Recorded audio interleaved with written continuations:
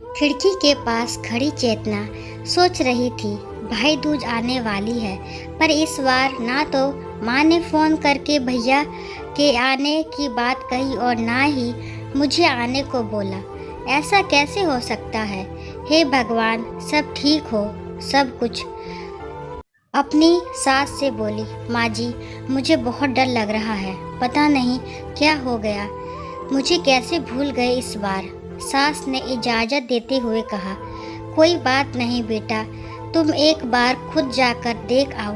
सास की आज्ञा मिलने भर की देर थी कि चेतना अपने पति के साथ मायके आ पहुंची, परंतु इस बार घर के अंदर कदम रखते ही उसे सब कुछ बदला सा महसूस हुआ। पहले जहां उसे देखते ही माँ पिताजी के चेहरे खुशी से खिल उठते थे, इस बार उन पर परेशानियों की झलक साफ दिखाई दे रही थी।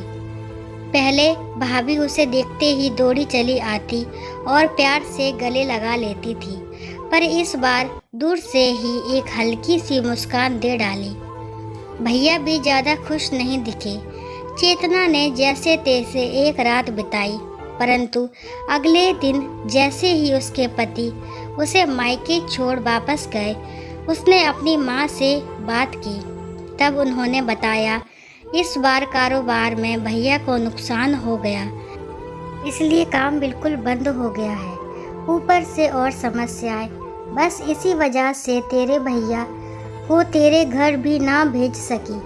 चेतना बोली, कोई बात नहीं माँ, ये मुश्किल दिन भी जल्दी निकल जाएंगी, आप चिंता मत करो। शाम को भैया भाभी आपस में बात कर रहे थे, जो चेतना ने सुन लिया।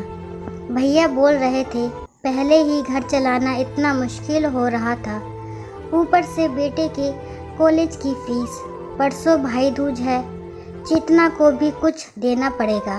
भाभी बोली, कोई बात नहीं, आप चिंता ना करें, ये मेरी चूड़ियाँ बहुत पुरानी हो गई हैं, इन्हें बेचकर जो पैसे आएंगे उससे चेतना दीदी को त्योहार भी दे देंगे और कॉलेज की फीस भी भर देंगे।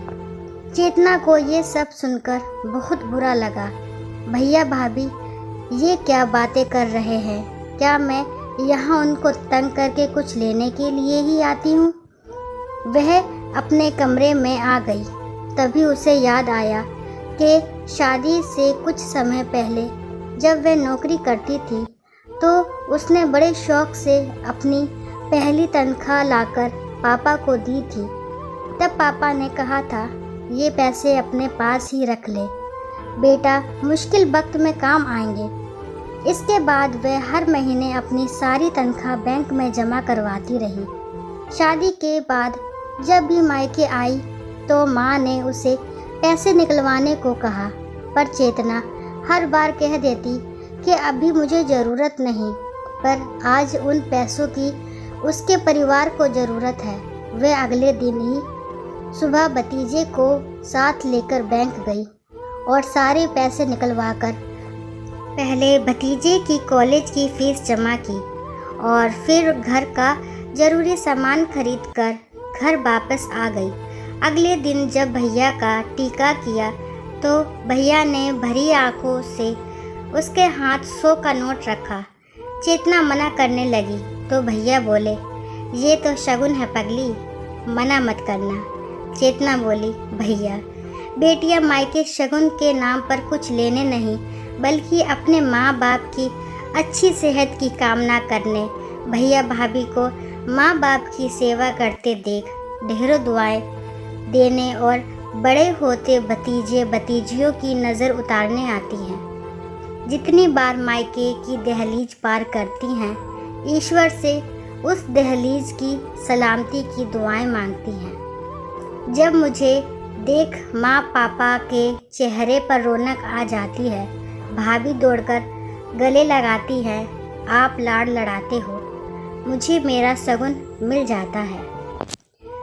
अगले दिन चेतना ने मायके से विदा लेकर ससुराल जाने के लिए जैसे ही दहलीज के पार कदम रखा कि भैया का फ़ोन बज उठा।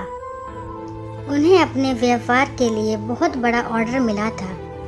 वे सोचने लगे, सचमुच बहन बेटियां मायके कुछ लेने नहीं बल्कि अपनी बेशकीमती दुआएं देने आती हैं। जब वे घर की दहलीज पार कर अंदर आती है तो बरकत भी अपने आप भीतर चली आती है।